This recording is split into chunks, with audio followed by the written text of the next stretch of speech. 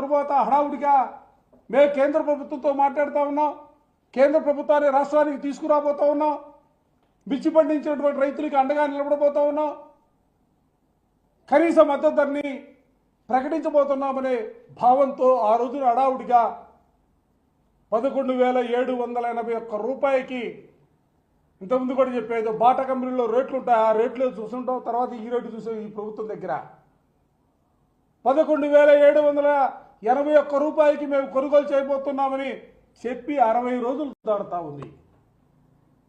ఎక్కడ కొనుగోలు చేశారని అడుగుతా ఉన్నా. కనీసం ఎక్కడైనా ఒక మిర్చి టిక్కీని మీరు కొనుగోలు చేసినటువంటి పరిస్థితులు ఉన్నాయా? ప్రభుత్వానికి సంబంధించి ఏ ఒక్క జీవోనైనా విడుదల చేశారా? లేకపోతే ఈ కొనుగోలుకు సంబంధించి విధి విధానాల్ని కనీసం రూపకల్పన చేసినటువంటి పరిస్థితులైనా ఉన్నాయంటే ఎక్కడా కూడా ఆ విధమైనటువంటి ప్రభుత్వ చర్యలు కానీ కార్యక్రమాలు కానీ ఎక్కడా కూడా లేనటువంటి పరిస్థితులు ఉన్నాయి. కానీ ఇల్లో మీడియాలో కొన్ని పత్రికల్లో వస్తూ ఉంది, కేంద్రం వస్తూ ఉంది, రాష్ట్రం పోతూ ఉంది, ఇక రైతులకి కొనుగోలే, రైతుల ఖాతాలో డబ్బులు జమ అవటమే తరువాయి అనే రీతిలో పత్రికల్లో పుంఖాలుగా వార్తలు రాసినటువంటి పరిస్థితులు కూడా మనం చూస్తూ ఉన్నాం.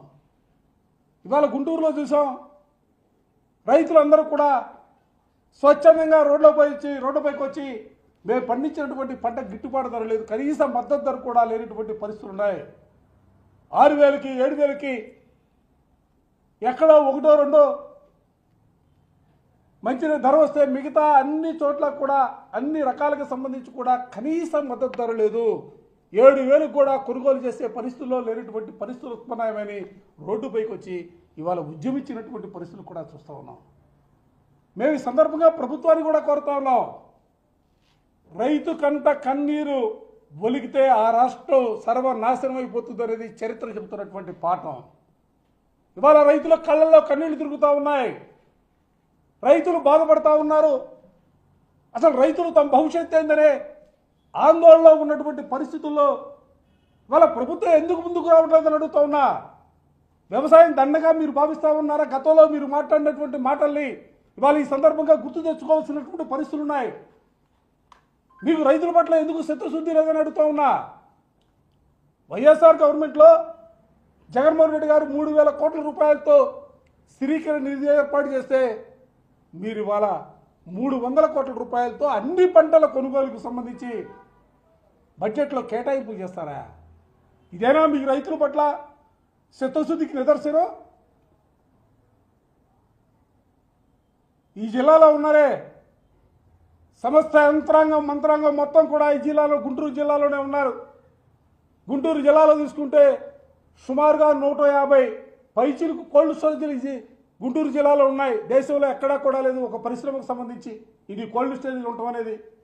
ఈ రాష్ట్రంలో 4 లక్షల పైచిలకు ఎకరాల్లో మిర్చి సాగు చేస్తూ ఉన్నారు. 2 లక్షల మంది పైచిలకు రైతులు వ్యవసాయం చేస్తున్నటువంటి పరిస్థితులు వాళ్ళకి కనిపిస్తూ ఉన్నాయి.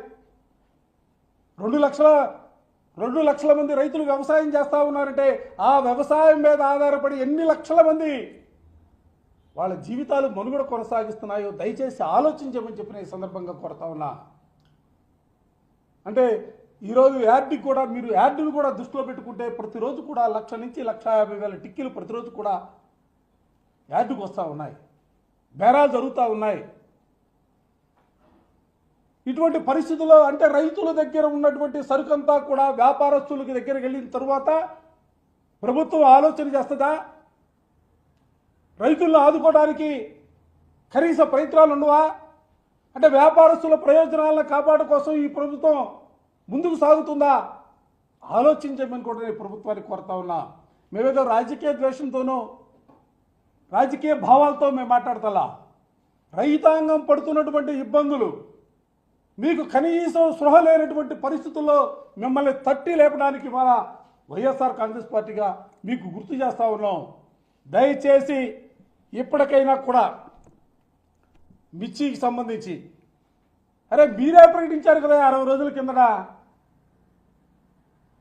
విధి విధానాలు లేవు, ఒక విధానం లేదు, ఒక పద్ధతి లేదు, ప్రచారం తప్ప వేరే యావే లేదు.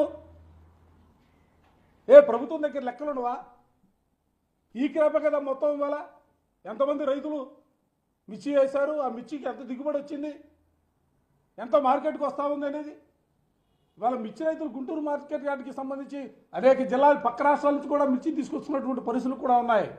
దయచేసి నేను మిమ్మల్ని మీ ద్వారా ప్రభుత్వాన్ని కోరుకునేది ఒకటే, మిర్చి రైతులకు సంబంధించి మిర్చి రైతులతో పాటుగా అన్ని పంటలు పండించే రైతులందరూ కూడా ఇవాళ వాళ్ళ మనసులో కూడా భయాందోళన ఉన్నారు, భవిష్యత్తు ఏందనే ఆలోచనతో ఉన్నారు. కాబట్టి ఆ రైతాంగానికి అండగా నిలబడవలసినటువంటి పరిస్థితులు ఉన్నాయి, రైతుకు మద్దతు ఇవ్వాల్సినటువంటి పరిస్థితులు ఉన్నాయి. అవి మరచి ఏదో వ్యాపారస్తుల ప్రయోజనాల కోసమో లేకపోతే మరేదో ప్రభుత్వం ప్రచారం కోసమే మేము పనిచేస్తామనే భావంతో మీరు ముందుకు సాగితే రైతుల పక్షాన మరోసారి ఉద్యమించడానికి వైఎస్ఆర్ కాంగ్రెస్ పార్టీ సిద్ధంగా ఉందన్న అంశాన్ని కూడా ఈ సందర్భంగా చెబుతా ఉన్నాం.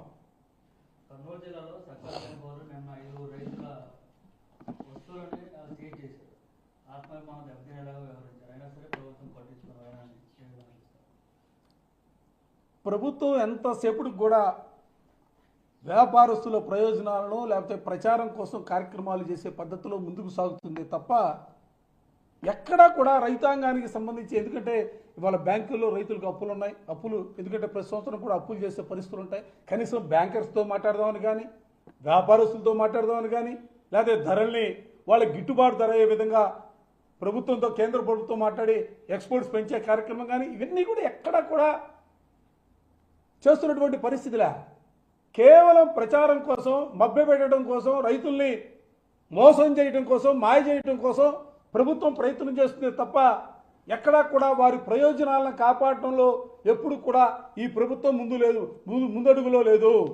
ఇప్పుడే కాదు, ఎప్పుడు తెలుగుదేశం పార్టీ అధికారంలో వచ్చినా కూడా రైతాంగానికి ఇవే ఇబ్బందులు పునరావృతం అవుతున్నాయి. అందుకనే మరోసారి ప్రభుత్వాన్ని చెబుతా ఉన్నాం, రైతు పండించినటువంటి ప్రతి పంటకు కూడా గిట్టుబాటు ధర కల్పించాలా. కల్పించే, ఎందుకంటే వాళ్ళు ఇంకోటి కూడా చెప్తా ఉన్నాం, నిజంగా సమాజంలో రైతాంగం పరిస్థితి చూస్తే నిజంగా బాధ కలుగుతూ ఉండేది. పెన్ను తయారు చేసినాడు ఆ పెన్నుకు ధర నిర్ణయించుకొని మార్కెట్లో పెడతారు. పిన్నీసు తయారు చేసినాడు కూడా దానికి ధర నిర్ణయించుకునే ఉత్పత్తిదారుడే ధర నిర్ణయించి మార్కెట్లో పెడతారు. కానీ దురదృష్టం ఏంటంటే ఆరుగాలం కష్టపడి పండించినటువంటి రైతు పంటని మార్కెట్ తీసుకొచ్చినప్పుడు మార్కెట్లో ఉన్నటువంటి డిమాండ్ వ్యాపారస్తుల వాళ్ళకు ఉన్నటువంటి పరిస్థితులు బట్టే కొనుగోలు చేస్తారు తప్ప ఎక్కడా కూడా రైతు తను పండించినటువంటి పంటకి గిట్టుబాటు ధర నిర్ణయించుకోలేనటువంటి పరిస్థితుల్లో ఈరోజు సమాజం ఉంది. అందుకనే ఎందుకంటే రైతు ఎప్పుడు కూడా నోరు చేసి మాట్లాడు, ఎందుకంటే రైతుకు కులం ఉండదు, రైతుకు మతం ఉండదు, రైతుకు ప్రాంతం ఉండదు. మీరేదో రాజకీయ కోణంలో దయచేసి ఆలోచన చేయొద్దు. రైతాంగాన్ని దృష్టిలో పెట్టుకుని రైతాంగ ప్రయోజనాలను కాపాడటం కోసం ప్రభుత్వాలు ఆలోచన చేయాలా. ఆలోచన చేసే ప్రక్రియలోనే జగన్మోహన్ రెడ్డి గారు ఆర్బీకేలు పెట్టి ఇత్తనాల సరఫరా దగ్గర నుంచి పండినటువంటి పంట కొనుగోలు చేయించేంత వరకు కూడా ప్రభుత్వం అన్ని సమయాల్లో కూడా రైతుకు అండగా నిలబెట్టినటువంటి వైనాన్ని మీకు ఈ సందర్భంగా గుర్తు చేస్తా ఉన్నా.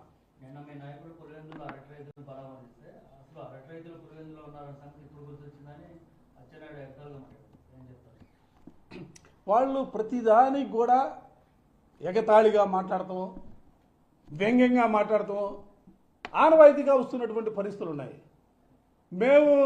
మీరు ఎన్నిసార్లు వ్యంగ్యంగా మాట్లాడినా, ఎగతాళిగా మాట్లాడినా, లేకపోతే మరో విధంగా మాట్లాడినా మేమైతే రైతుల పక్షాన ఉంటాం. రైతుల ప్రయోజనాలను కాపాడటం కోసం ఎప్పుడు కూడా రైతులతో పాటే నడిచే కార్యక్రమం తీసుకుంటాం. రైతుకు న్యాయం జరగాల. వైఎస్ఆర్ కాంగ్రెస్ పార్టీ ఆలోచన కానీ, ధ్యేయం కానీ, జగన్మోహన్ రెడ్డి గారి విధానం కానీ రైతు పండించినటువంటి ప్రతి పంటకు కూడా గిట్టుబాటు ధర కల్పించాలా, అది ప్రభుత్వం బాధ్యత అని గుర్తు చేస్తా ఉన్నాం. Thank you.